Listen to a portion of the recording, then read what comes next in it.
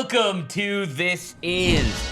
We're so back, baby. The console wars are back. It was over for 15 minutes. I was very sad because we ran out of clickbait. But thankfully, the clickbait has returned because there is, I think, fairly big news, and that it feels like the console wars have gotten a new lease on life. We have seen too much friendliness. We've seen way too much camaraderie. We've seen crossplay become a thing. Oh, you want to play with PlayStation players on your Xbox? Gross, disgusting. Third-party and first-party exclusives go to other platforms. You're getting your Halo on my PlayStation. You're getting your Spider-Man on my PC. Get out of here. I still don't understand why everyone was so mad. Yeah. That's just objectively good for the consumer. Because people forever have bought consoles. I want to play Halo and Forza. I'm going to buy my Xbox. I want to play Uncharted. I'm going to buy my PlayStation. And it was all becoming crazy and weird. But thankfully, we're bringing it back to the way it should be, with everyone hating each other. I mean, profits. It's everyone hating each other turns out really profitable. Bloomberg has reported that PlayStation is going to be stepping back away from having mainly single-player games coming to PC. Those single-player games are presumably going to just be PS5 exclusives again. The only PlayStation games that are coming to PC would be things like your multiplayer, your shooters. Such as Marathon, for example. Yeah, so the idea is like basically microtransaction games. I think Sony's strategy up until this point over the last few years was bring out your major games like The Last of Us on the PS5. And then a year, 2 years later, you bring it out on PC. So you've kind of timed the exclusive. And that way you've pretty much sold all the copies you're going to on PlayStation. And then you open yourself up to a whole new world of PC players. And that's largely profit, because at that point you've pretty much paid off the development cost of the game. It doesn't cost a lot of money to port a already excellent AAA game over to the PC. However, I think the calculus has changed in a couple of ways. First of all, I think that Sony are not alone in getting a little uncomfortable with the power that Valve and Steam have. It's not a monopoly, and I think that a lot of us have very fond feelings toward Valve, but you've got to imagine that Sony, like, why are we giving power to Valve? Especially because it does seem like pretty much a complete lock that you're going to be able to play Steam and other third-party PC games on your next-generation Xbox. So basically, they have announced that Project Helix is the codename for the next-generation Xbox. They have officially confirmed that Project Helix will be able to play both Xbox and Windows games. Supposedly, in the next few days at GDC, they're going to be announcing more about this. So if there's a major update, we'll drop it right here. Speaking of gaming, this video is sponsored by Fifine microphones. For this video, all of the audio you're hearing is from a pair of Fifine AM8T gaming microphone bundles. Right now, they're plugged into our studio setup via XLR to get the highest audio quality for streaming and podcasting. It's also got USB plug-and-play connectivity, which is perfect for everyday gaming with friends. The AM8 USB mode has everything you need for hassle-free voice chat experience with touch mute, side tone for headsets, and physical input and output volume controls. The low sensitivity dynamic capsule does a great job of reducing background noise. Great news for clicky keyboard enthusiasts and households with noisy roommates, kids, pets, or a mat living in your house. Hi. The AM8T bundle includes this convenient boom arm for optimal usage on your desk space, plus it's got tasteful RGB lighting, so you always game in style. Ready to upgrade your setup or foray into streaming? Well, head over to the link in the description and use the code to save on the AM8 or AM8T bundle. I'm telling you, for the money, these things are absolutely incredible, and thank you very much to Fifine Microphones for sponsoring this episode. You can imagine that Sony are a little bit apprehensive about all their shiny PlayStation IP landing on the next generation of Xbox. PlayStation sold games. Yeah. You know, things like Call of Duty.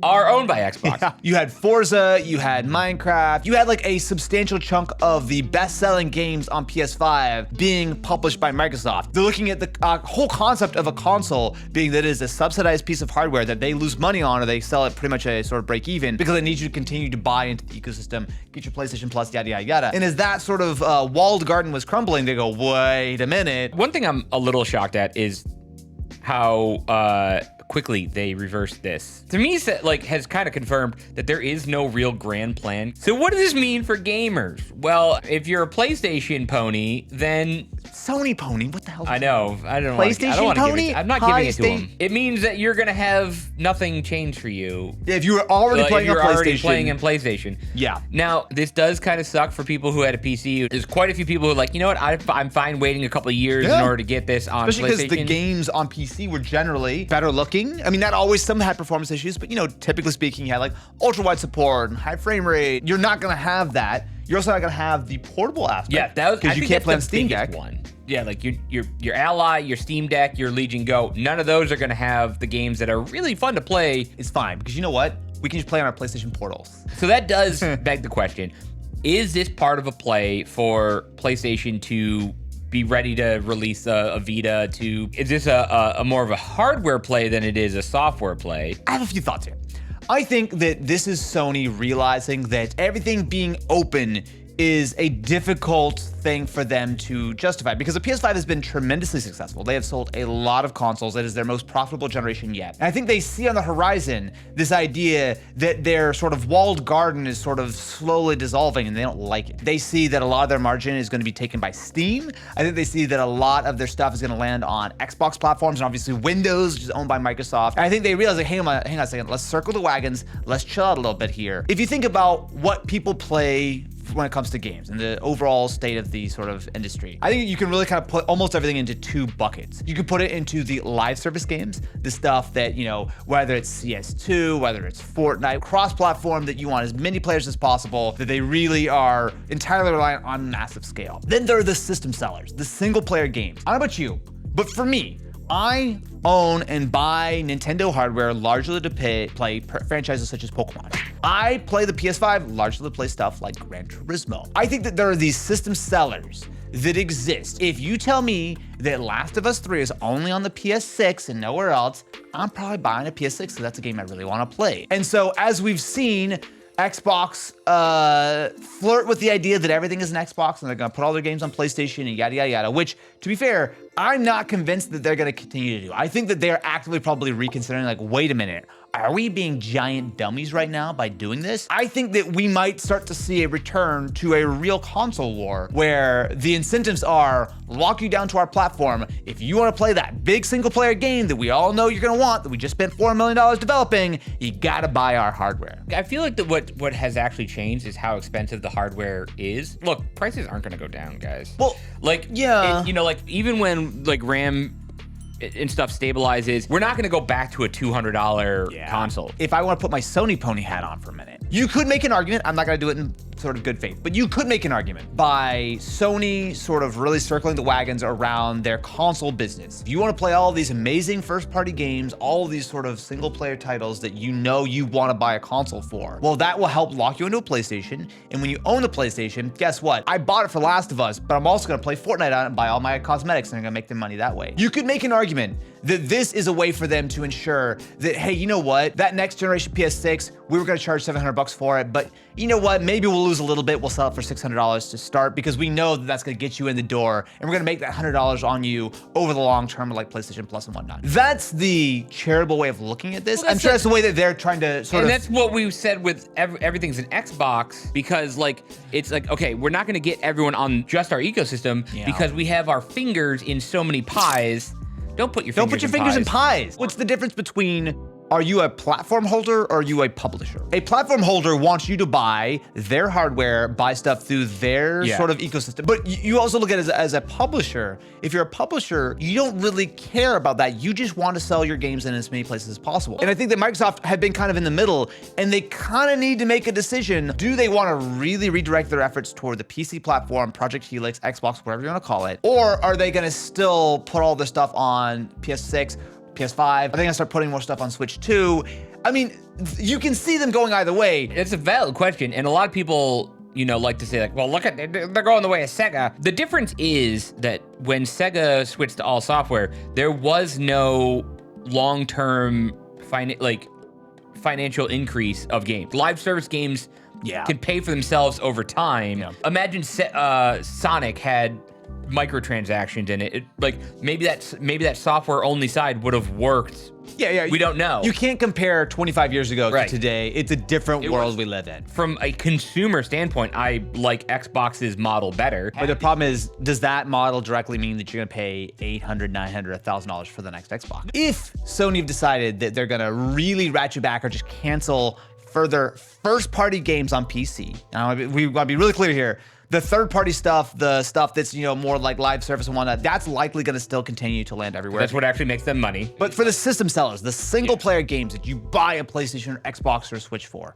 if those no longer land on PC, in some ways it strengthens PlayStation because it means that they are going to really solidify the fact that you're going to buy a damn PS6 and you're going to be happy about it. It also means that they're going to have a lot more juice for their handheld. Handhelds, I think, really lend themselves not to competitive kind of stuff, but to single-player experiences like Baldur's Gate, like Last of Us and whatnot. And I think the best case scenario for them really is Microsoft continuing to publish their games. Because yes, is it a little bit weird for 4 of the top 8 games or whatever being sold on PlayStation to be published by Xbox? Yes. But guess what? Sony still make 30% of all those games and they don't have to lift a finger. It reminds me of Phil Spencer had a quote, this is maybe a couple years ago, discussing why the Xbox One generation was the worst one to lose. Because that was the generation where people really flipped over from buying digital, from buying physical to digital. Once you buy that digital library, even if you're not playing those games, you've sunk so much into it. Imagine saying goodbye to those because you want to switch to a different platform. There's a huge switching cost. It's sunken cost. So one of the things that we're hearing about with like the PS6 is that it's probably going to be delayed until like 2028, 2029 maybe. It's going to suck if you bought your console today for an increased price. But like if you bought your PS5 day one and paid retail for it and now you're getting an extra, well, yeah, but you paying an extra, like you're getting an extra 2-3 years out of it. Yeah, that's a really good point. I feel like I am at my core a console gamer because I have so much fondness and affection for the idea of consoles, for growing up with them and everything. But if you look at the overall industry right now, the gaming industry had a major boom during COVID, right? During 2020, 2021. It corrected, obviously, because people went outside again. But I think one of the things that is, especially here in the US, it's been a bit concerning for a lot of companies. So there's like a poll where basically like, hey, are you, people who live in the United States, do you play games? There are fewer people who say they play games today than before the pandemic in 2019. So not like, like less than 2020, less than in 2019. There was a quote from Matt Booty a while ago that their main competition isn't, Sony or Nintendo.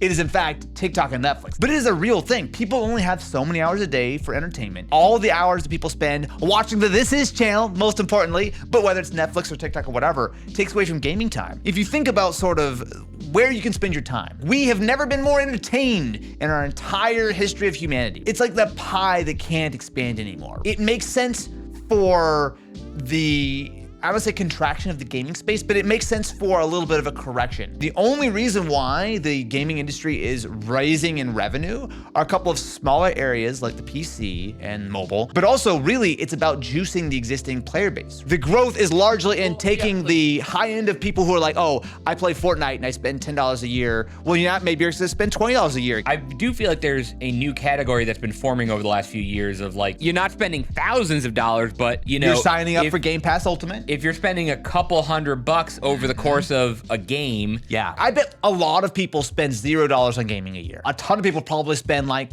10, 20 bucks on like either like buying one game here, one subscription for a month here, whatever. But I think the idea is that the player base that you have, companies like, wait a minute, we need to really start juicing more profit. A good example of this, of like when Assassin's Creed came out, they added the XP boost. It was unbearable to level this single player game, paying that little amount of money, got an extra $5 out of you, paying to win the game was like, yeah, that's a line I think that most people can agree is too far. I'm mad that I paid that. If we bring this back around to the sort of general idea that Sony are pulling away from PC, I think that there are certainly some reasonable arguments that this is not a terrible thing, especially if they're able to use this as a justification for not raising the price on it as much because they really, really want you to buy a PS5 or PS6. I think if you look at what Xbox are doing, which feels like they're in the middle of a strategic rethink. Now they have a change in leadership and the way they're speaking about it. I know that the new CEO, Asha, has specifically said, we're bringing Xbox back when she was talking about Project Helix. That's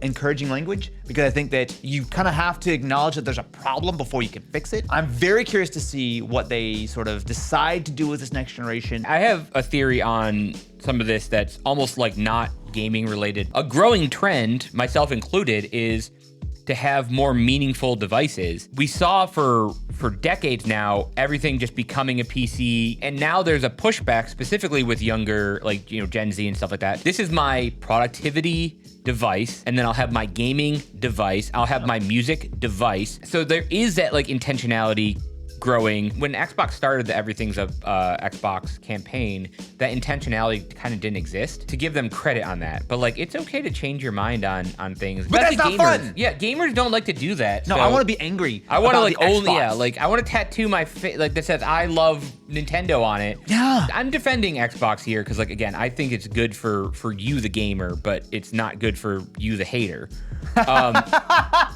Thank you very much for watching. Make sure to subscribe to the channel and ring-a-ling that ding-a-ling button. And truly let us know in the comments below.